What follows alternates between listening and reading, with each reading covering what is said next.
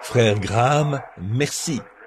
Bonjour à tous et joyeux Noël à vous tous.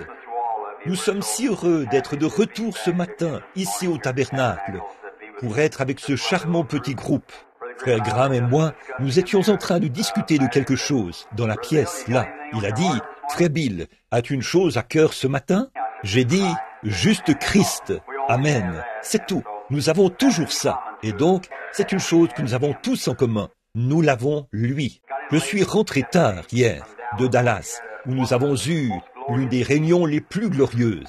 Et la chose pour laquelle nous avons prié est maintenant sur le point d'arriver. C'est déjà en cours en ce moment, c'est-à-dire un réveil à l'échelle nationale. Tous les ministres hier, ou ces derniers jours, qui ont eu des ministres, ou des réunions plutôt, de toute taille et de toute envergure, nous nous sommes réunis à Dallas pour cette convention. Et il y avait là environ 18 ministres qui ont un ministère qui compte entre 3 000 et 15 000, peut-être 20 000 personnes. Raymond T. Richer, par exemple, et Bosworth, et Oral Roberts, et Jackson, et tous ces hommes-là. Frère Jackson, l'autre soir, pendant sa réunion, 500 personnes ont reçu le Saint-Esprit en même temps. Alors, c'est tout simplement merveilleux.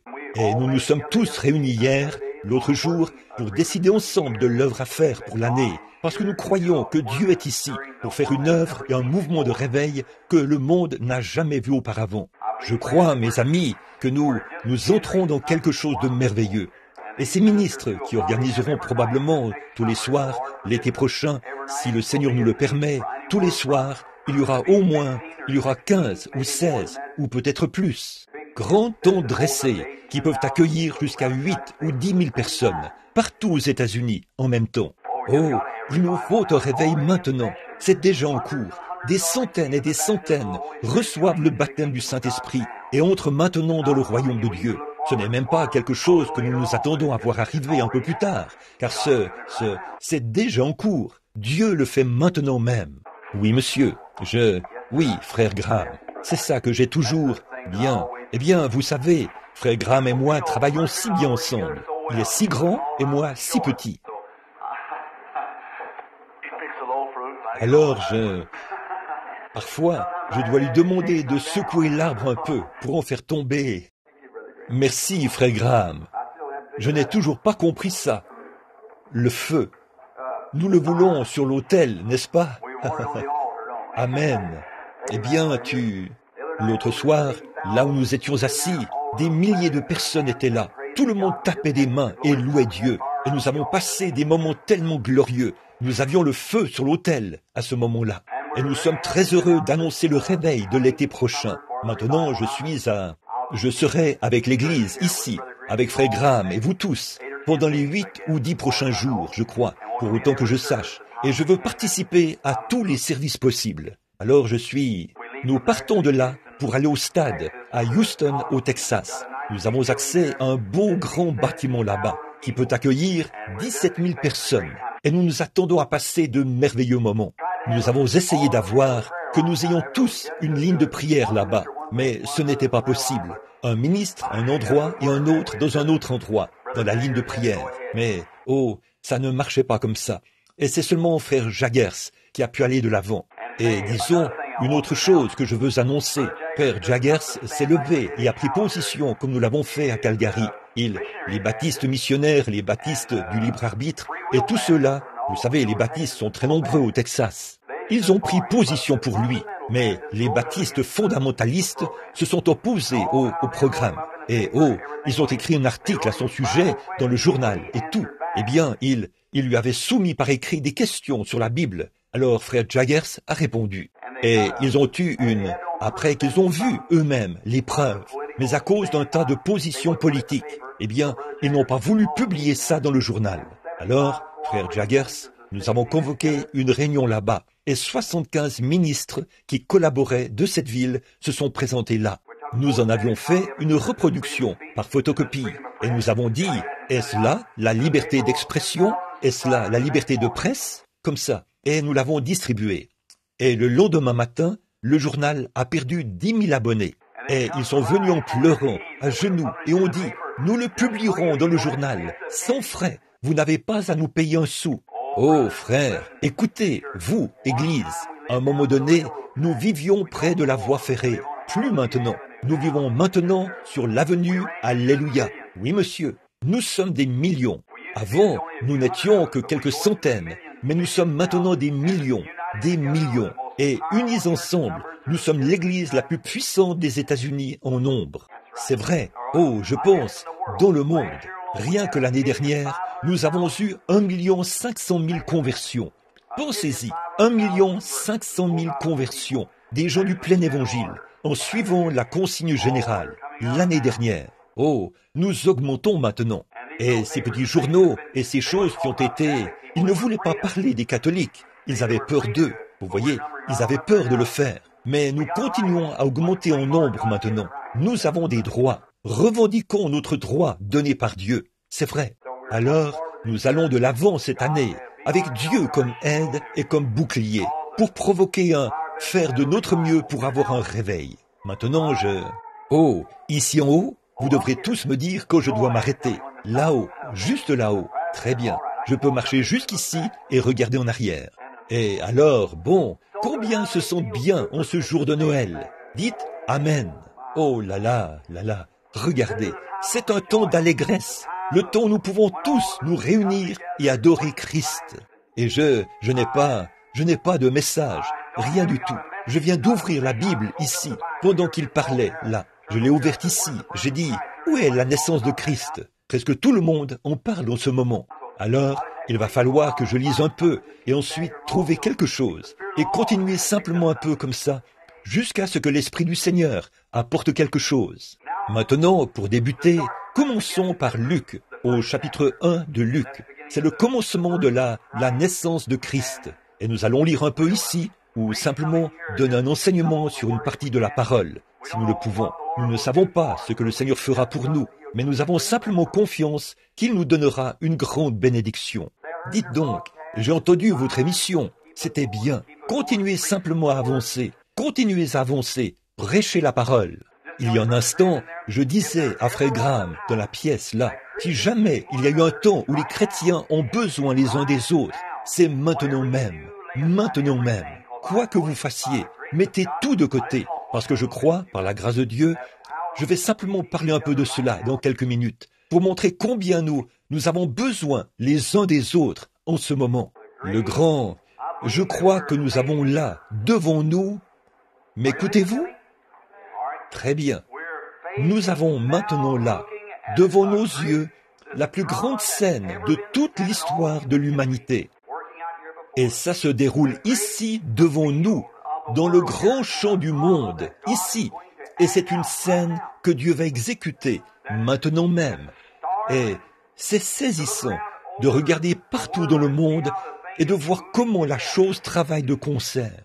Oh, quelque chose est sur le point d'arriver, mon ami. Cette chose dont nous avons parlé et ce que nous avons dit, c'est ici, maintenant même. C'est déjà commencé. Partout, ça éclate. Il y a un grand tableau que j'aimerais vous brosser ce matin. Je vois un agneau dans le champ, en train de paître. Le petit animal devient nerveux et il se pose des questions.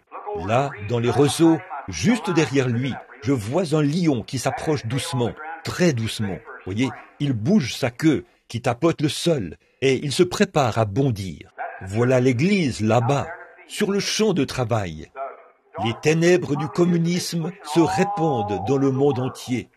Elles nous enveloppent comme une grande ombre.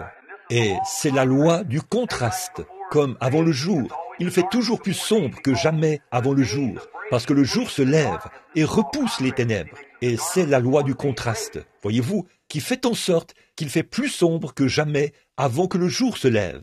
Et nous sommes dans la même condition maintenant. Il fait plus sombre que jamais avant le jour. Les grandes ombres des ténèbres s'approchent puissamment pour accomplir ceci, l'homme du péché. Avez-vous remarqué, en cette période même de Noël, tous les pays communistes sont, au lieu de présenter Christ dans la crèche, ils ont envoyé des petits livres de Staline, avec la photo de Staline dessus. L'homme qui s'oppose et s'élève contre tout ce qu'on appelle Dieu, et ainsi de suite. Et une grande partie du monde se trouve entre ses griffes. Et voilà une autre chose. Tout cela, c'est pour accomplir l'Écriture. Et je veux aussi vous faire remarquer autre chose. une autre chose qui s'est accomplie. Les gens qui sont formalistes et les églises formalistes, ils s'élèvent contre ce mouvement. La Bible dit, ils auront l'apparence de la piété, mais renieront ceux qui ont fait la force. Éloigne-toi de ces hommes-là, et ils prennent position. Le communisme prend position.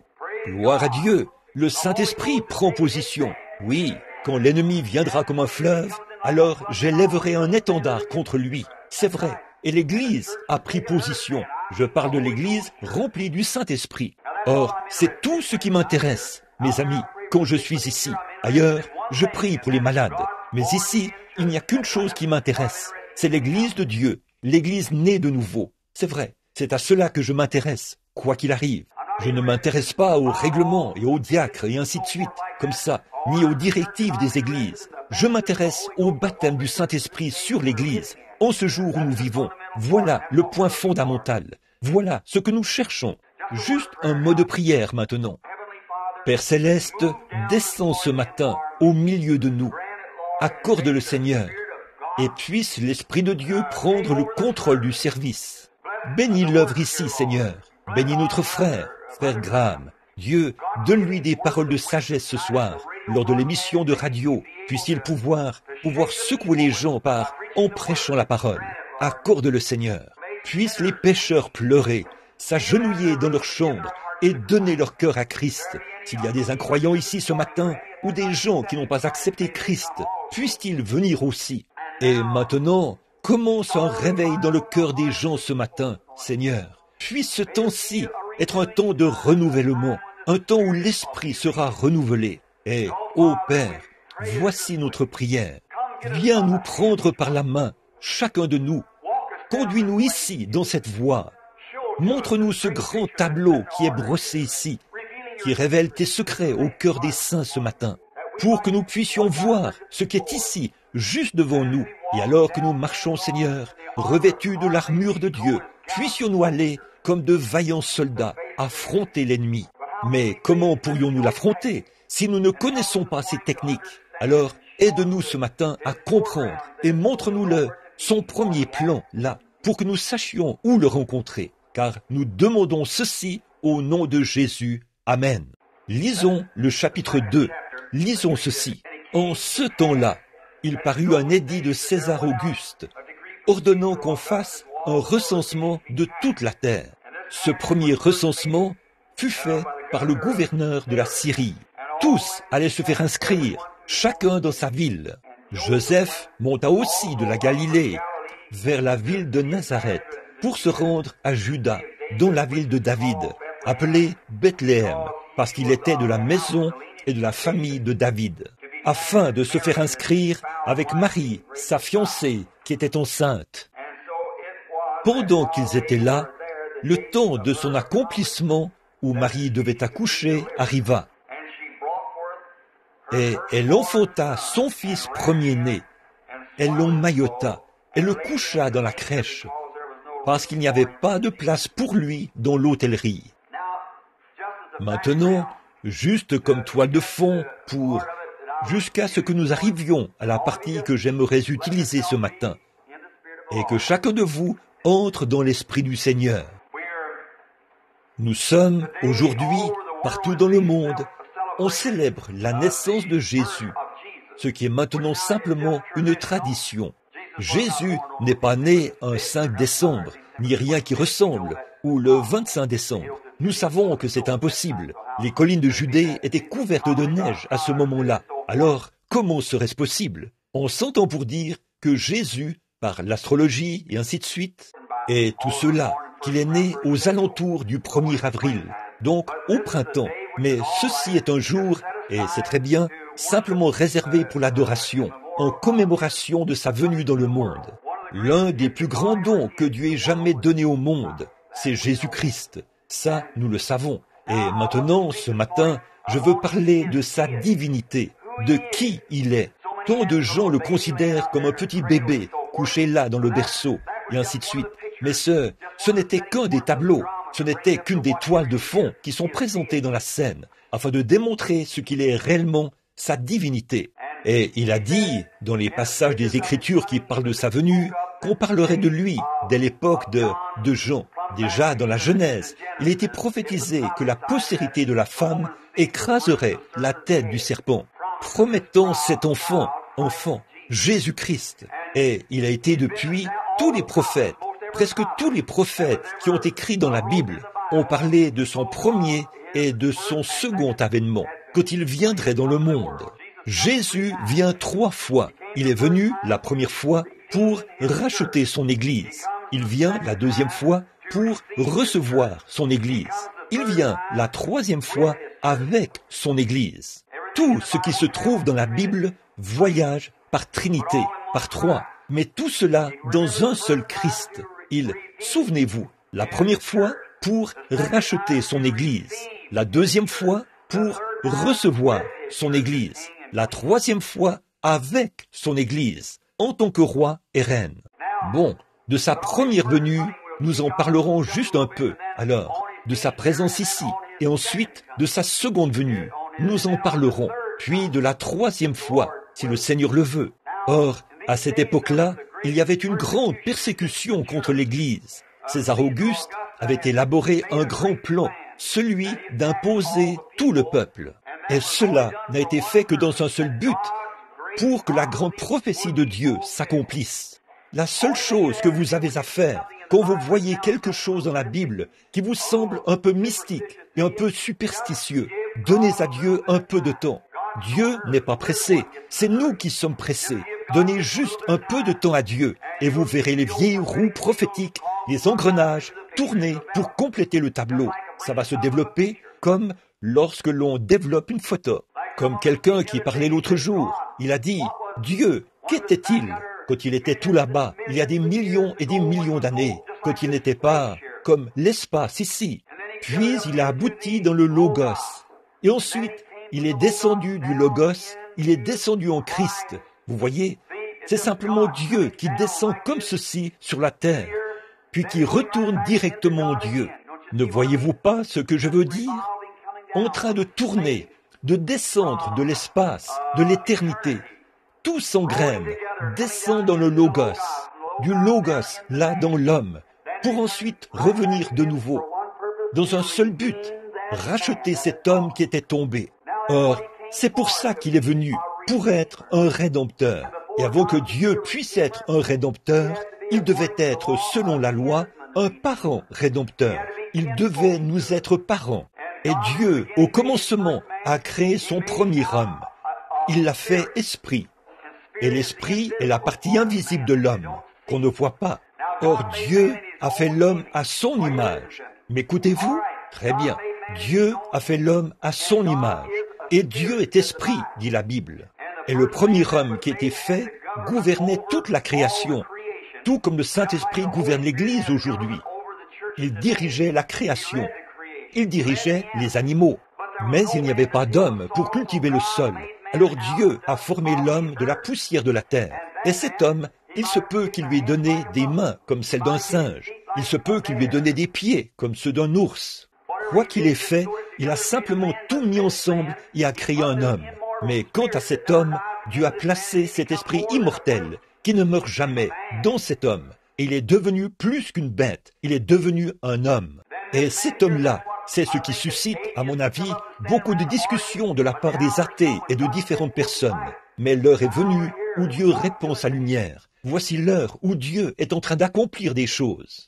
C'est vrai. Et donc maintenant, quand il discute, eh bien, ses pieds sont semblables à ceux d'un ours, et ses mains sont semblables à celles d'un primate, ou d'un singe, ou quelque chose de ce genre. Il cherche à dire qu'il tire son origine de là. Ça n'a aucun rapport.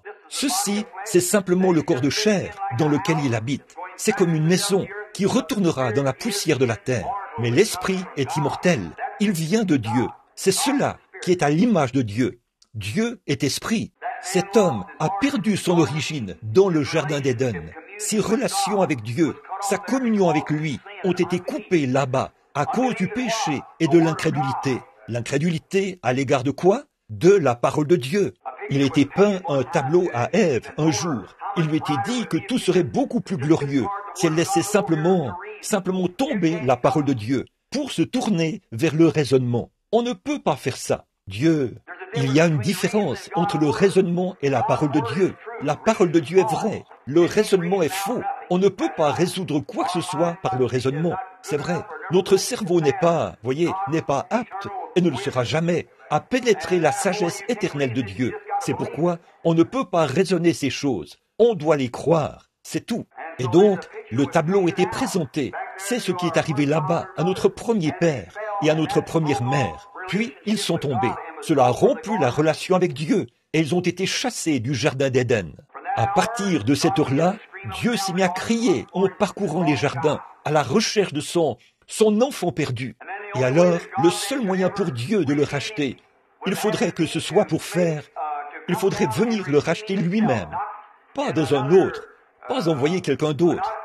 Il ne pouvait pas envoyer un ange, ce ne serait pas bien. Mais le seul moyen pour Dieu de racheter l'homme, c'était de descendre lui-même pour le racheter. Si quelqu'un ici péchait, et que j'étais le juge de ce groupe de gens, et que j'avais la juridiction sur vous tous, et si quelqu'un avait péché, et que je disais, maintenant frère Graham, je veux que tu payes le prix, ce ne serait pas juste. Si je disais à mon propre fils de payer le prix, ce ne serait quand même pas juste. La seule façon pour moi d'être juste, c'est de prendre moi-même sa place. Et quoi? C'est moi qui ai passé le jugement. Et alors, si je veux racheter cet homme, je dois prendre sa place moi-même. M'écoutez-vous toujours?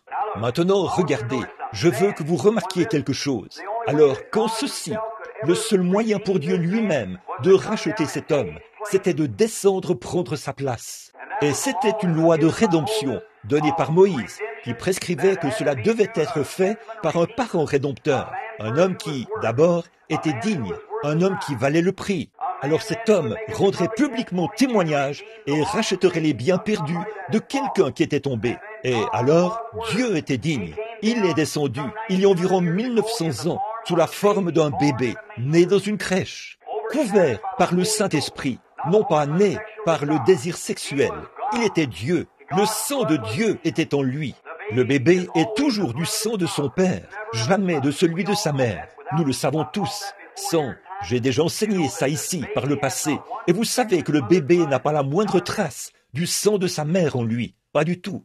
Non, rien n'en a. C'est toujours le sang du mâle. Une poule peut pondre un œuf, mais s'il n'est pas fertile, il n'éclora jamais. Peu importe combien l'œuf est beau et combien elle le réchauffe, il sera toujours infertile. Il va rester là et pourrir. C'est vrai, à moins que l'oiseau mâle ait été avec l'oiseau femelle. Et le germe de vie vient du mâle. Par conséquent, quand Marie, sans avoir connu aucun homme, elle était avec le mâle, Dieu, le Jéhovah Tout-Puissant, il l'a couverte de son ombre, et Dieu est le Créateur qui a créé une cellule de sang dans le sein de Marie, sans avoir connu aucun homme. Et c'est ce qui a produit le sang créateur de Dieu, pour nous racheter de notre vie venue ici par le désir sexuel. Et alors, ce sang-là a été tiré des veines d'Emmanuel sur la croix du Calvaire. Et aujourd'hui, il a la même puissance sainte de salut et de rédemption qu'il avait le jour où la transfusion a été faite au Calvaire. Vous le croyez? Amen. Maintenant, c'est vrai. Nous sommes rachetés par le sang de Dieu. La Bible dit, nous sommes acquis par le sang, rachetés par le sang de Dieu. Comment se fait-il que ce soit le sang de Dieu? Dieu n'a pas de sang. Comment est-ce possible? Parce que c'était le sang créateur de Dieu qu'il avait créé pour nous racheter, et il est venu vivre dans le même corps qu'il avait créé. Par conséquent, il ne pouvait pas. Dieu a dû subir la tentation. Il ne pouvait pas subir la tentation. Il a dû subir des tentations sexuelles. Il a dû subir toutes sortes de tentations. Être tenté par le diable, par les richesses, les puissances et les dominations, et ainsi de suite. Il a dû subir tout cela. Pour ce faire, il ne pouvait pas être comme Dieu en esprit. Il fallait qu'il soit Dieu en chair. Maintenant, ce matin, je parle de la divinité de Christ pour que vous sachiez qui il est, celui que nous adorons aujourd'hui. Pas un bébé dans une crèche, pas le Père Noël, mais nous adorons le Dieu Tout-Puissant dans la divinité de son Fils. Et remarquez là, ce sang est descendu et c'était Jésus-Christ, Dieu lui-même, quittant la forme esprit, est entré en Jésus-Christ. Et la Bible dit que Dieu était en Christ, réconciliant le monde avec lui-même. Pas vrai? Dieu lui-même, Jéhovah, a vécu en Christ et est devenu notre parent, parce que, comme nous, il est né dans une chair humaine.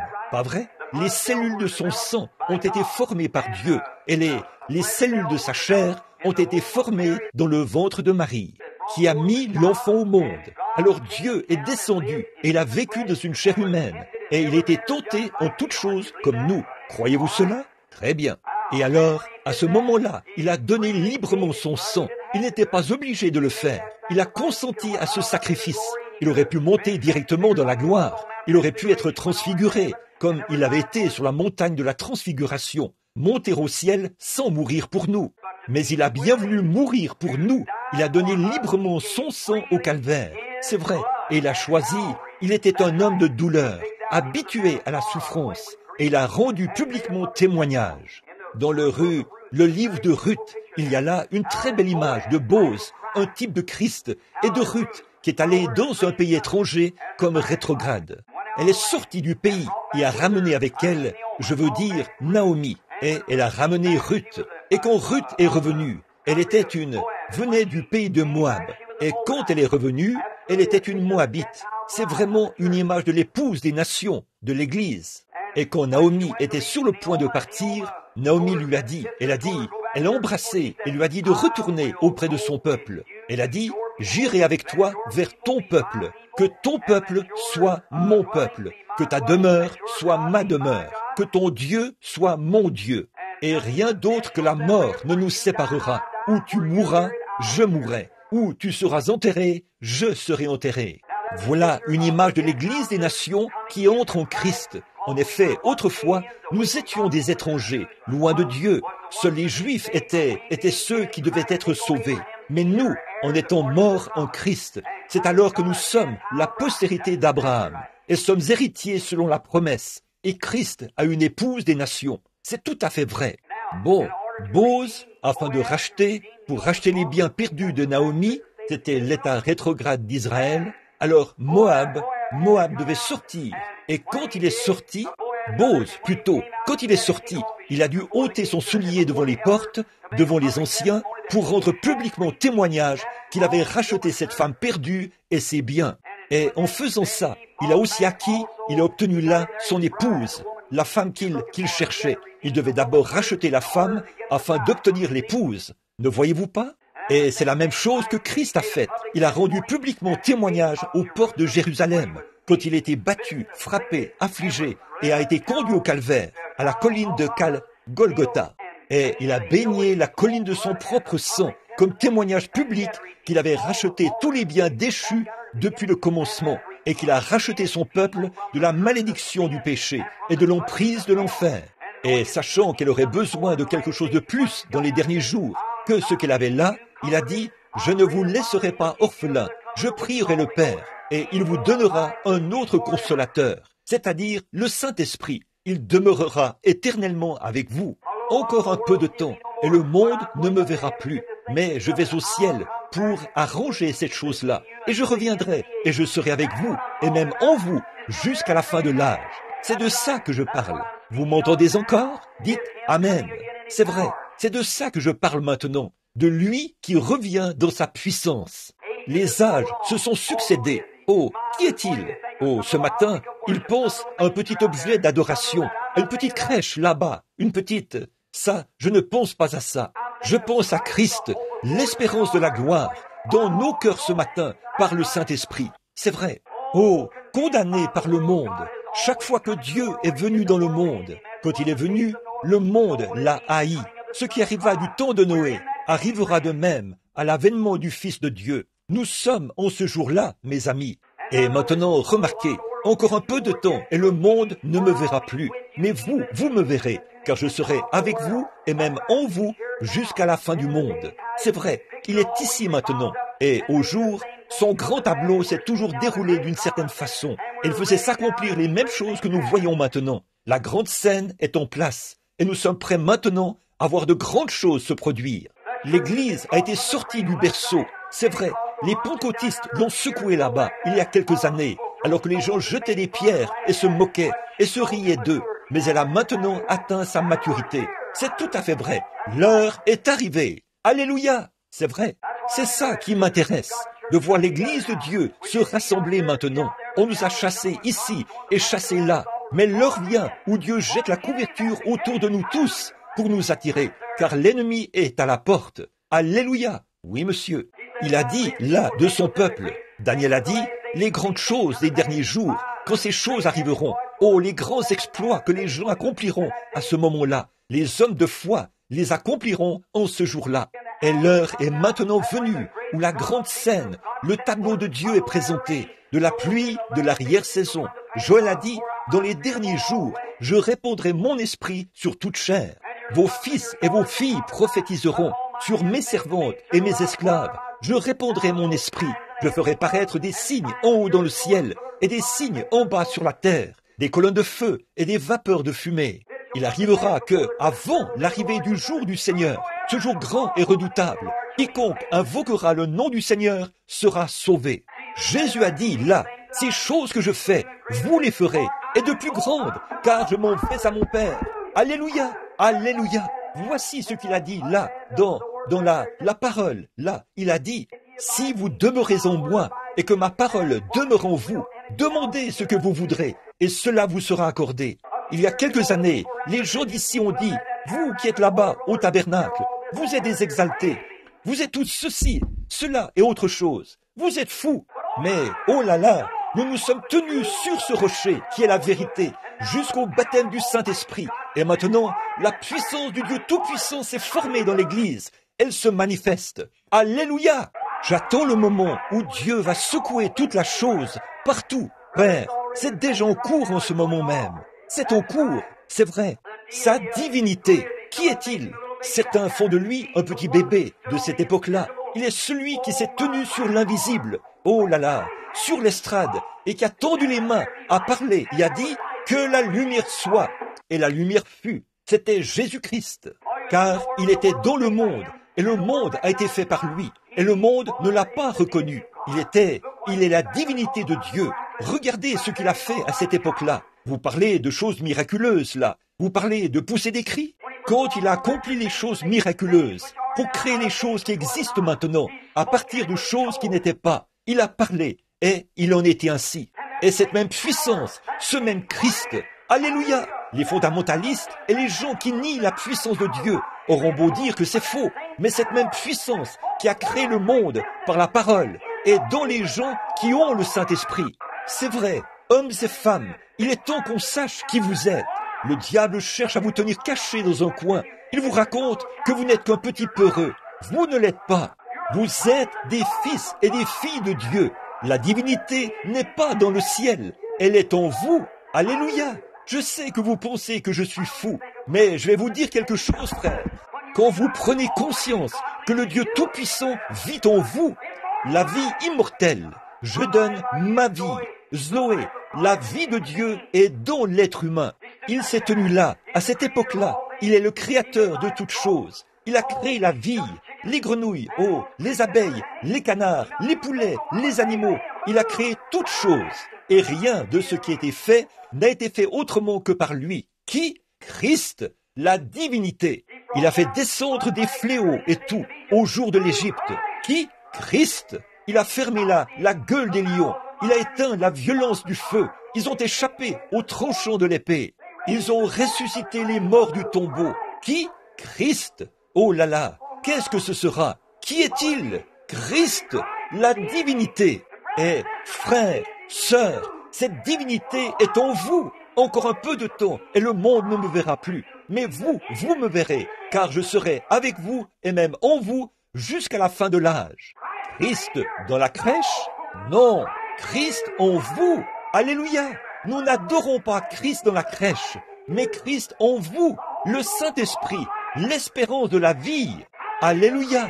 Le Créateur, Dieu lui-même qui habite dans l'être humain. Ce que nous serons n'a pas encore été manifesté, mais nous le verrons tel qu'il est, car nous serons semblables à lui, l'Esprit dans l'être humain. Il n'y a pas de place pour lui. Les gens ici qui disent qu'ils sont de Christ, que leur Église est de Christ, ils vont à... Et qu'est-ce qui s'est passé hier soir? Ils ont ouvert leur cadeau de Noël. Voyons ce qu'il en est de papa. Il y avait il y avait sous le sapin de Noël de beaucoup d'hommes. Hier soir, il y avait une grande caisse de bière quelque part. Pas de place pour Jésus, toute la place pour la bière. Maman a ouvert son cadeau, un jeu de cartes. Pas de place pour Christ, les cartes. C'est vrai, au lieu d'une petite Bible ou quelque chose comme ça pour les enfants, c'est un petit livre de G-Men ou un petit quelque chose comme ça. Pas de place pour Jésus. Au lieu d'aller à l'église, ils vont à un spectacle, à des danses et tout, et ils se disent chrétiens. Frères, quand la divinité de Dieu, par le Saint-Esprit, entre dans le cœur humain, elle fait sortir tout ce que Christ n'a pas créé. Vous savez que c'est la vérité. Dieu, Christ, l'espérance de la gloire, en vous, pas dans le berceau, en vous. À un moment donné, Dieu était là, au commencement. Ensuite, il est venu en Moïse. Il est venu dans les enfants d'Israël. Il est venu dans le berceau. Mais maintenant, il l'adore comme s'il était quelque chose de la préhistoire, d'il y a très longtemps, alors que Christ est en vous. Le voici aujourd'hui. Le Fils de Dieu avance. Sa grande église avance. Aujourd'hui, l'église a des soupers où on sert de la soupe, des soupers où on sert de la tarte. On veut voir qui peut s'habiller le mieux, qui entre dans l'église en grande pompe et avec gloire, qui a la meilleure église, les meilleurs sièges, qui peut jouer ceci, qui peut faire cela. Et pas de place. Chaque fois, ils ont autre chose à faire que de prier. Ils ne peuvent plus prier. Ils ont autre chose à faire. Ils ne peuvent plus prier. Ils ne peuvent tout simplement plus aimer ou servir Dieu comme ils le faisaient autrefois. Il n'y a pas de place pour lui à l'auberge. Et ceci, c'est le temps de la fin, mon ami. Il n'y a pas de place pour lui à l'auberge. Évidemment, je sais ce que signifiait cette auberge, mais je parle de cette auberge-ci. Mais la Bible dit, en ce jour-là, quand l'amandier fleurira, les désirs de l'homme cesseront, parce qu'il s'en va dans sa demeure éternelle, et les pleureurs parcourent les rues. Avant que la corde d'argent se brise, que le seau se rompe sur la source. Oh, miséricorde, mon ami. Mais le prophète a aussi dit, vers le soir, la lumière paraîtra. C'est vrai, le sentier de la gloire, là, tu le trouveras. C'est vrai, le temps du soir est venu. L'Église maintenant, qui autrefois était comme cette petite expérience de la crèche que nous avons vécue, on est maintenant au point où les gens prennent conscience que la divinité et la puissance du Dieu Tout-Puissant vivent dans l'être humain. Oh, frères, sœurs, laissez-moi vous parler au nom de Jésus ce matin. M'entendez-vous encore? Oh là là, laissez-moi vous dire quelque chose. Le temps viendra où les femmes et les hommes seront à peu près pareils. Ils s'habillent de façon tellement semblable qu'on ne peut pas les distinguer l'un de l'autre. C'est vrai, toutes ces choses dans la Bible dont il est dit qu'elles arriveraient sont ici. C'est vrai, vous savez que c'est la vérité. Est-ce la vérité? Est-ce la vérité? Et ça l'est, c'est la vérité. Ils agissent de la même manière, ils ont une apparence semblable, jurent de la même manière, parlent de la même manière. La Bible a dit qu'il en serait ainsi. Il a dit, dans les derniers jours, il y aurait des temps difficiles. Les hommes seraient égoïstes, s'aimant plus qu'ils aiment Dieu, déloyaux, calomniateurs. En sommes-nous là? C'est vrai. Oh, gloire à Dieu! Je sens quelque chose qui remue dans mon âme. Oh, quand je regarde là, ce qui arriva du temps de Noé arrivera de même à l'avènement du Fils de l'homme. Noé avait des fidèles à cette époque-là. Dieu a des fidèles aujourd'hui. L'heure vient, le cadre dans lequel se déroule cette grande scène. Hommes et femmes, si le Saint-Esprit habite en vous, le Christ qui est né il y a 1900 ans est arrivé à l'état d'homme fait. Il n'est jamais resté dans le berceau. Et aujourd'hui, en cette commémoration de son anniversaire, que font-ils? Ils prennent un arbre, ils l'abattent, ils en font un sapin de Noël pour les enfants. Mais ils pensent, c'est très bien, je ne m'y oppose pas. Mais le problème, c'est qu'ils mettent plus d'emphase sur l'arbre de Noël que sur Christ. Christ Kringle est partout dans le pays. Qui était-il? Un Allemand, un saint catholique qui a vécu il y a des années, un vieil homme qui faisait le bien. Et aujourd'hui, c'est presque devenu une adoration. C'est vrai, il n'y a pas de mal à en parler aux enfants ou ce que vous voulez faire en ce qui me concerne. Mais ce qu'il en est, c'est qu'il est si facile de tomber dans cette ornière de l'autre côté, de faire sortir Christ, les fondements véritables de Christ, de Noël. Et les hommes prennent Christ Kringle au lieu du vrai Noël. C'est vrai, il n'y a pas de place pour lui à l'auberge. Tout est à sa place si nous avions le temps. Je sais qu'il se fait tard, et il se fait tard. Mais regardez, mes amis, L'heure est venue, et c'est maintenant même, où la grande scène de Dieu se déroule ici devant nous. Le Fils de Dieu qui était dans le berceau est maintenant dans le cœur. Il est la divinité de Dieu. Il est Dieu, le Créateur. Il a dit toutes choses. Il était dans le monde et le monde a été fait par lui. Et le monde ne l'a pas connu. Et aujourd'hui, c'est ça le problème de l'Église. L'espérance de la gloire. Le baptême du Saint-Esprit est entré dans le cœur des gens et ils ne reconnaissent pas ce que c'est. Ils pensent que c'est une petite adhésion à l'Église ou quelque chose comme ça. Mais c'est Dieu, le Créateur, qui vit en vous et qui vous donne tous les pouvoirs. Et vous êtes en possession de tout ce qu'il avait. Ainsi, vous avez en vous ce qu'il faut pour vous abstenir du mal, pour faire le bien, pour fuir le mal et vous tourner vers la justice, pour vous détourner des tentations. Toute méchanceté, haine, querelle, jalousie et ainsi de suite, détournez-vous-en, car cela l'ôterait de votre cœur. Si vous voulez le recevoir, l'embrasser et l'aimer, et le garder dans votre cœur et l'aimer. Je peux vous dire que l'Église, réunie dans ce genre de puissance, a la puissance de lier les cieux, de guérir les malades, d'ouvrir les yeux des aveugles. Alléluia! Les sourds parlent, les muets parlent, et les sourds entendent. Les infirmes marchent, les aveugles voient. Pourquoi? C'est de reconnaître la puissance du Dieu Tout-Puissant dans votre cœur. Le voilà, la divinité. L'aimez-vous? Ce n'est pas étonnant que le poète ait dit « Grâce infinie de notre Dieu, qui un jour m'a sauvé. J'étais perdu, mais maintenant il m'a retrouvé. J'étais aveugle, mais maintenant je vois. » Chers frères, chères sœurs, si vous n'avez pas reçu le baptême du Saint-Esprit ce matin, courez dans le royaume de Dieu aussi vite que possible. L'heure du scellement est arrivée. L'ennemi est entré comme un fleuve. Il élève un étendard contre cela. La scène est en place. L'Église rentre à la maison. C'est sûr et certain. Vous ne pouvez pas attendre indéfiniment, mon ami.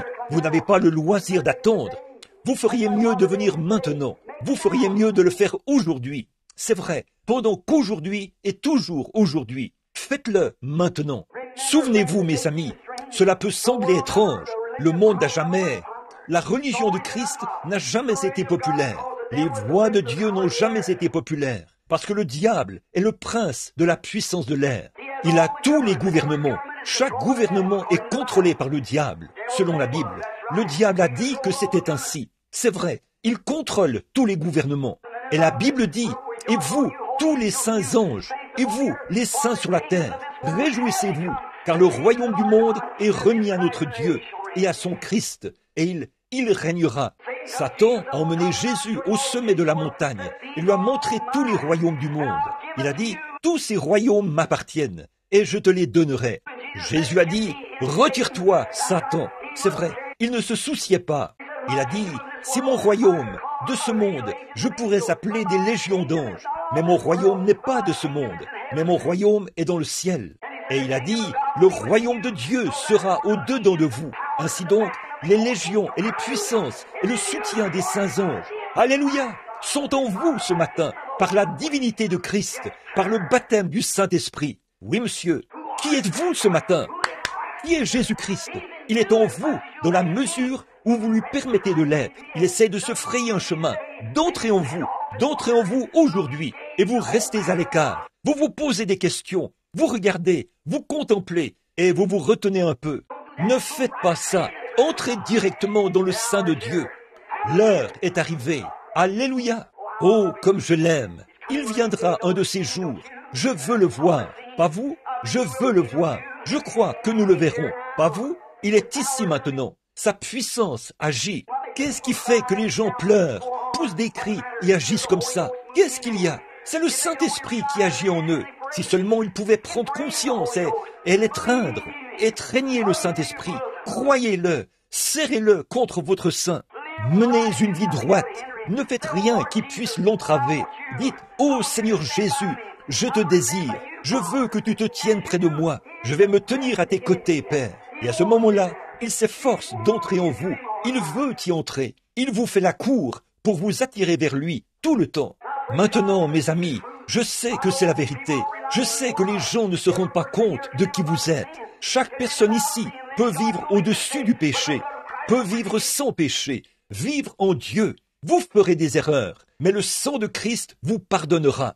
Père, Pardonne-leur, car ils ne savent pas ce qu'ils font. Pas vrai? Cette même puissance de Christ qui était suspendue à la croix du Calvaire, le même Dieu qui l'a ressuscité au jour de la résurrection, c'est en vous maintenant, vous qui avez le Saint-Esprit. Oh, ne l'aimez-vous pas? Oh là là! Écoutez sa voix qui appelle aujourd'hui. Amenez-le près de votre sein et dites, ou serrez-le contre votre sein et dites, maintenant Seigneur Jésus, j'ai été un peu différent, mais depuis ce jour de Noël, je me rends compte de qui tu es maintenant. Autrefois, je t'adorais en tant que petit bébé dans une crèche. Je t'ai vu là-bas, tout petit, il y a 1900 ans, et je me suis dit, oh, si j'avais pu monter à Jérusalem. Aujourd'hui, il se procure des laissez-passer et tout, pour aller voir le berceau, l'endroit où il est né, la même crèche. Mais mes amis, ce n'est pas là qu'il est né, c'est ici même qu'il est né. Dieu l'a fait descendre vers chacun de nous, et son être vivant vit en nous. Oh, le Créateur, la chose qui a créé le monde, créé les cieux, créé la terre, créé l'homme, se trouve dans chaque individu qui a le baptême du Saint-Esprit aujourd'hui. C'est ça qu'il faut, c'est ça le secret, recevoir le Saint-Esprit. Il est en vous, il est l'espérance de la gloire. Et regardez ici, dans l'Ancien Testament, comme je l'ai mentionné bien des fois, quand le contrat était rédigé, on le déchirait au-dessus du corps d'un animal mort. Et quand on réunissait ces deux contrats, ce contrat devait s'emboîter l'un dans l'autre. Et aujourd'hui, Dieu a rédigé un contrat, pas parce que vous étiez bon, pas parce que vous aviez adhéré à l'Église, pas parce que vous aviez un bon rang dans la société.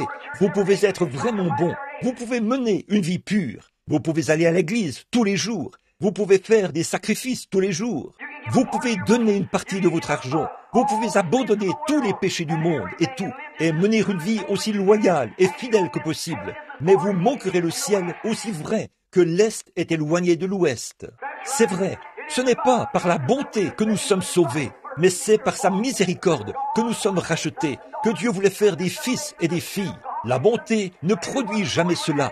C'est l'Esprit de Dieu qui produit cela. S'il n'en était pas ainsi, il n'aurait pas eu besoin d'envoyer le Saint-Esprit. Comment le Saint-Esprit pourrait-il être complet sans... Comment le contrat pourrait-il être complet? Jésus a dit, je m'en irai, mais je reviendrai, et je serai avec vous, et même en vous. Priez le Père, et il vous donnera le Saint-Esprit. Il demeurera avec vous à jamais. Et les gens mettent leur nom sur les registres de l'Église. Ils essayent de tourner la page le jour de Noël. Ils essayent de descendre là-bas à l'Église et de rendre quelques hommages à la crèche de cette époque-là, alors que le Saint-Esprit s'efforce d'entrer partout, essayant de trouver. Et le monde les a tellement aveuglés qu'ils s'avancent là et disent « Eh bien ça, c'est une bande d'exaltés, tout comme il en était du temps de Noé. Il en est de même maintenant. La venue du Fils de Dieu approche, c'est vrai.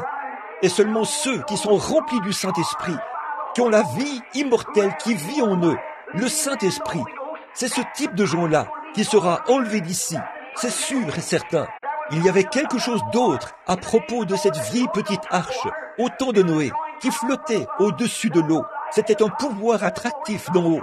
Il y avait une lumière au sommet et c'était la gloire de Dieu qui brillait du haut du ciel dans cette chambre haute. Et je vous le dis aujourd'hui, mes amis, écoutez ma parole. Il y a un pouvoir attractif qui ne vient pas de l'Église, qui ne vient pas du pasteur, mais qui vient de la gloire. Le baptême du Saint-Esprit qui descend dans le bon canal pour faire monter une église. Qu'est-ce que c'est? La puissance de Dieu, l'accès à sa vie, Zoé.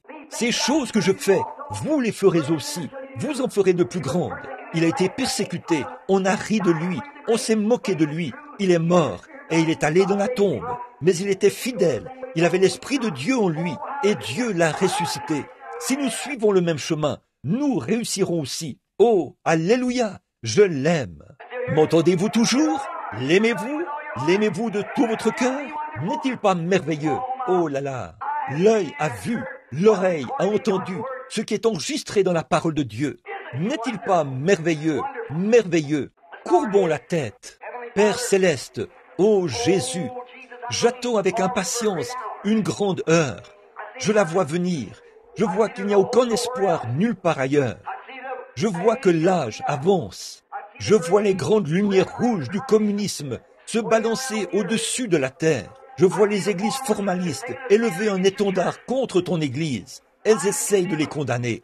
en disant « la guérison divine est fausse ». Ce n'est que du fanatisme. Il y a un projet de loi dans notre propre Maison Blanche pour mettre fin à cela. Oh, mais, oh Dieu, l'autre jour, j'étais assis là et je voyais ces gens saints, tous illuminés par la puissance de Dieu.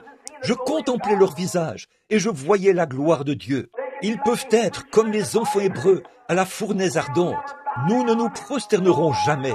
Non, notre Dieu peut nous délivrer. Tu viendras bientôt, Seigneur Jésus.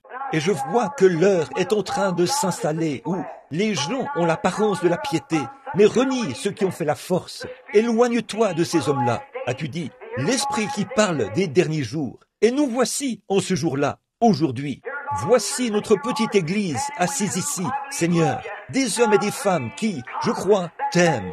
Et je prie au Dieu que cet esprit qui a rempli beaucoup de leur cœur dans le passé, qu'il vienne maintenant plus profondément, encore plus. Puisse-t-il rejeter toute méchanceté, toute querelle, tout ce qui est différent de toi, et avancer aujourd'hui, pas vers la crèche, mais vers le calvaire, pas rien qu'au calvaire, mais à Christ, l'espérance de la gloire, la divinité de Dieu, la magnificence de Dieu, la puissance de Dieu qui est maintenant dans nos cœurs, qui essaie de nous faire sortir des choses du monde, afin qu'il puisse nous enlever de cette terre un jour, pour nous emmener dans un pays meilleur.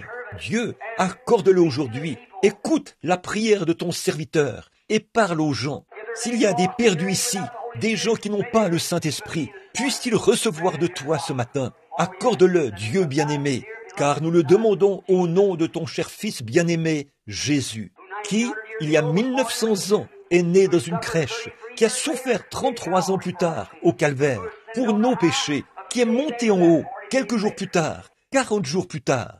Il a été élevé dans la gloire, puis 10 jours plus tard, il est revenu dans la puissance du Saint-Esprit et il vit maintenant dans l'Église.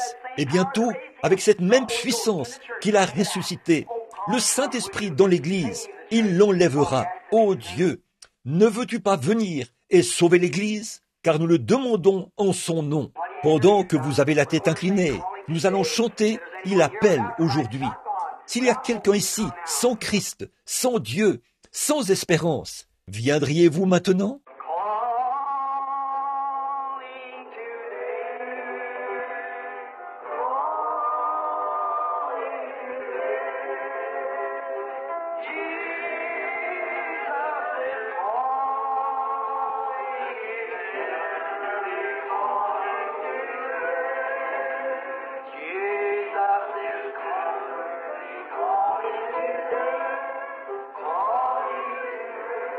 Êtes-vous sans Dieu, sans espérance, sans Christ? Êtes-vous conscient, chrétien, que vous n'avez pas la plénitude de la vie de la parole de Dieu? Ne voulez-vous pas venir?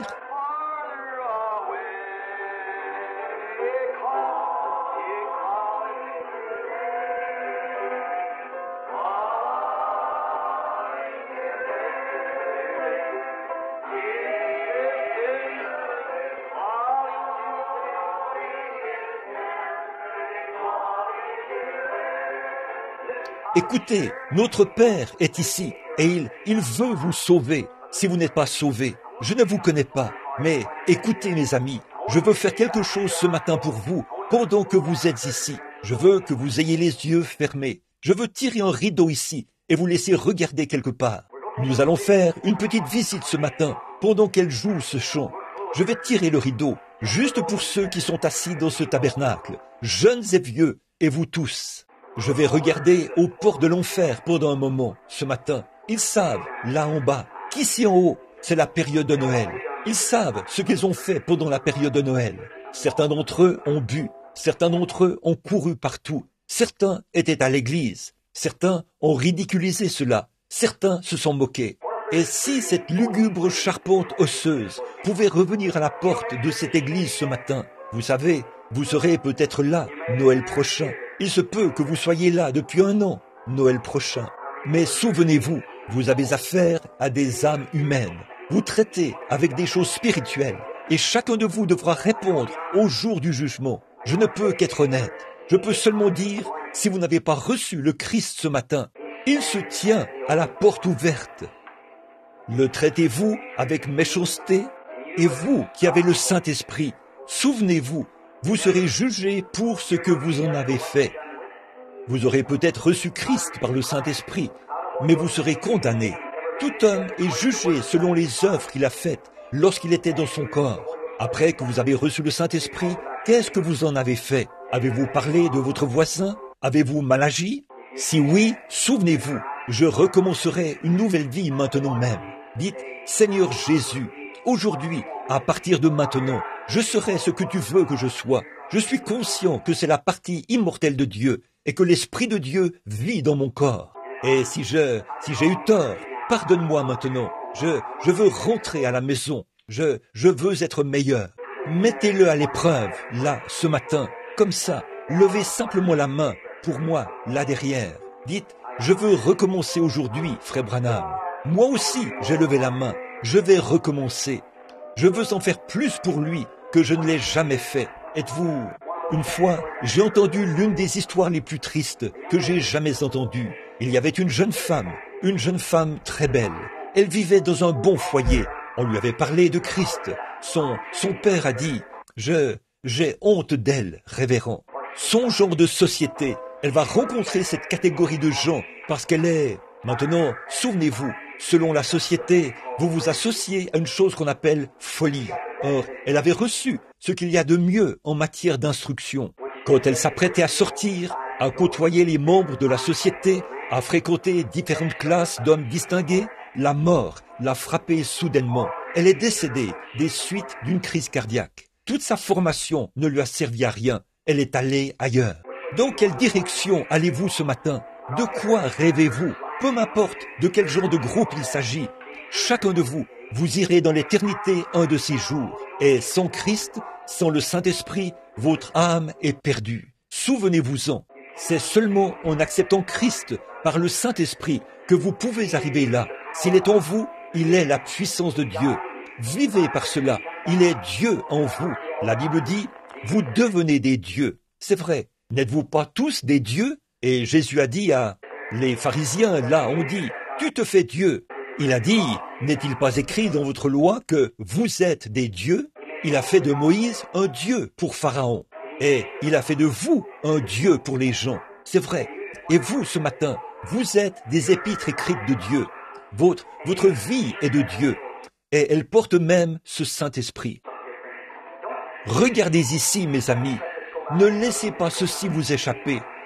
Ne laissez pas ça passer comme un petit quelque chose de mythique. Père, nous venons ce matin en tant que tes humbles enfants. Je suis conscient que nous vivons à la dernière heure, à l'heure de la fin. Quelque chose peut arriver d'un moment à l'autre. Des hommes, des femmes, des garçons et des filles, ici, sont sans Dieu. Et je te prie, Père, d'être miséricordieux. Je te prie d'être miséricordieux envers ceux qui ont reçu et qui ne se rendent pas compte que tu es proche dans leur cœur. Qu'ils prennent conscience que les petites choses du monde, ces soucis, sont en train de mourir. Je prie, ô Dieu, que tous ceux qui sont ici ce matin soient vraiment consacrés à toi pendant les jours à venir. Peu importe combien de temps nous allons encore attendre avant ta venue, nous croyons que c'est tout proche maintenant. Et quelque temps après, les gens vont essayer d'être sauvés, mais ils ne le pourront pas. Je pense à ces jeunes gens ce soir-là, qui étaient là à l'hôtel, essayant d'être sauvés, mais ils avaient franchi la ligne. Il n'y avait aucune rédemption pour eux. Ils étaient perdus. Ils ne pouvaient pas être sauvés. Père, je te prie simplement de les bénir, chacun d'eux, pendant qu'il y a encore du temps pour nous, Père, qu'ils le recevront aujourd'hui, car nous le demandons en Jésus-Christ. Amen. Levons-nous. Combien l'aiment de tout leur cœur. Ne voulez-vous pas vous rapprocher un peu plus de lui, l'aimer juste un peu plus? Chantons, oui, prends tout Seigneur, alors que nous levons les mains vers lui ce matin. Voulez-vous le faire? Donnez-nous la note pour ce chant, sœur.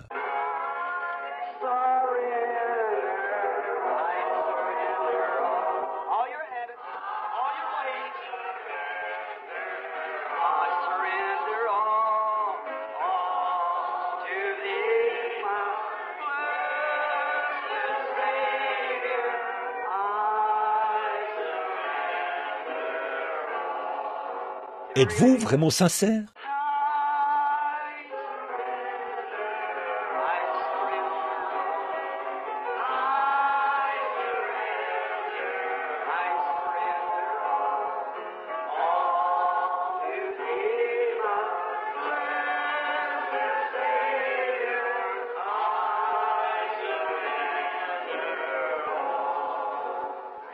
Ô Père, aie pitié, nous t'aimons tellement, Seigneur. Un de ces jours, la trompette sonnera. Je serai peut-être quelque part sur le champ de travail.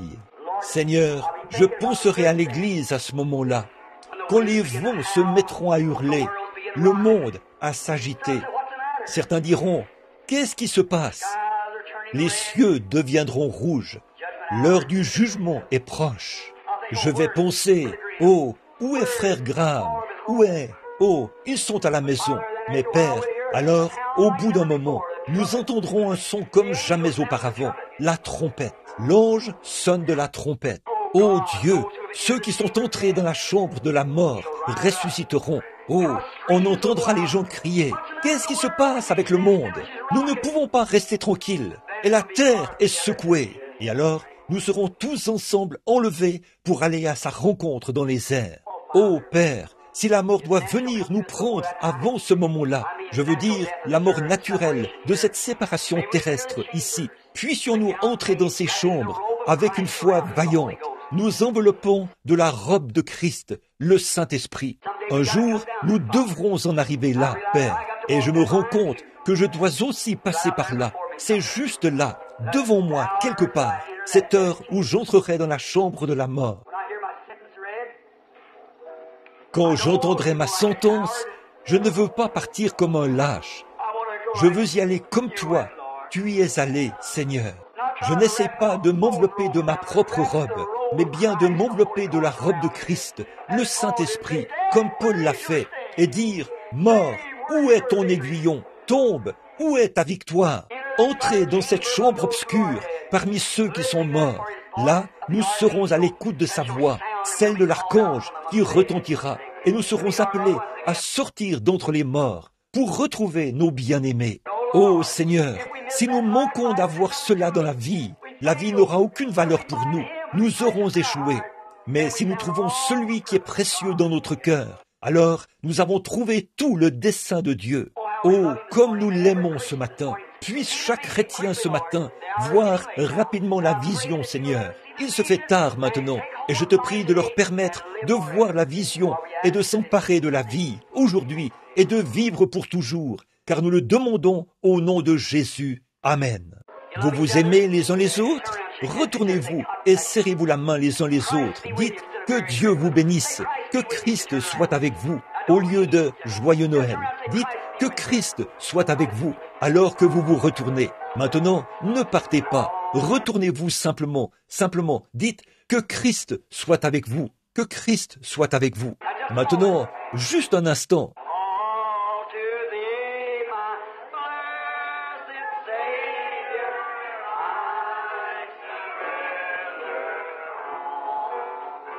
Eh bien, je pensais qu'il était midi passé. Il est 11 heures passées. Et je pensais qu'il était midi 20. Juste, que dites-vous? Amen.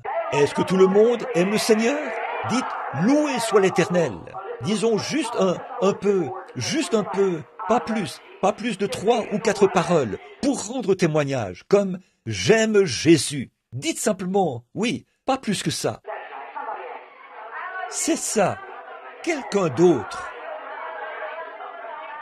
Je l'aime. Oh,